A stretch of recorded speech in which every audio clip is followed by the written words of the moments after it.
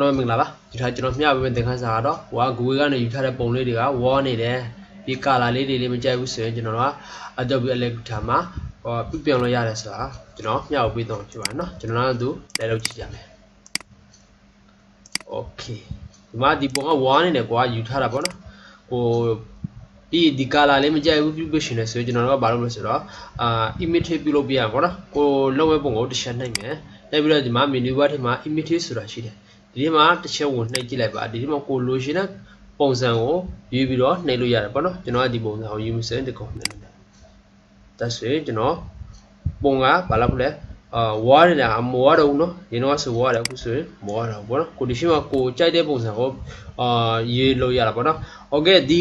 ကျွန်တော်တို့ကဒီကာလာကိုကမကြိုက်ဘူးပေါ့နော်နောက်ထပ်ပြုရှင်သေးတယ်ဆိုရင်ကျွန်တော်တို့ explain ပြုလို့ရအောင်မယ်ဒီမှာ explain နေတယ် explain နေပြီးကျွန်တော်တို့ဘာလုပ်မလဲဆိုတော့ regular တစ်ချက်ထောက်မယ် regular ထောက်ပြီးတော့ကျွန်တော်တို့ ungroup ကိုတစ်ချက် repair ပေါ့နော်ပြီးကျွန်တော်တို့ကကိုကကာလာတွေရှင်းလို့မယ်ဆိုရင်ဒီမှာကိုလို့ရှိကိုပြင်ရှင်းတဲ့ကာလာကိုဒီမှာလက်ချက်နှိပ်ပြီးတော့ပြင်လို့ရတယ်ပေါ့နော်ဒီမှာကိုဒီရောမကြိုက်ဘူးဆိုရင်ဒီရောရှင်းနေမယ်ပြီးရင်ဒီမှာကာလာကိုရှင်းမယ်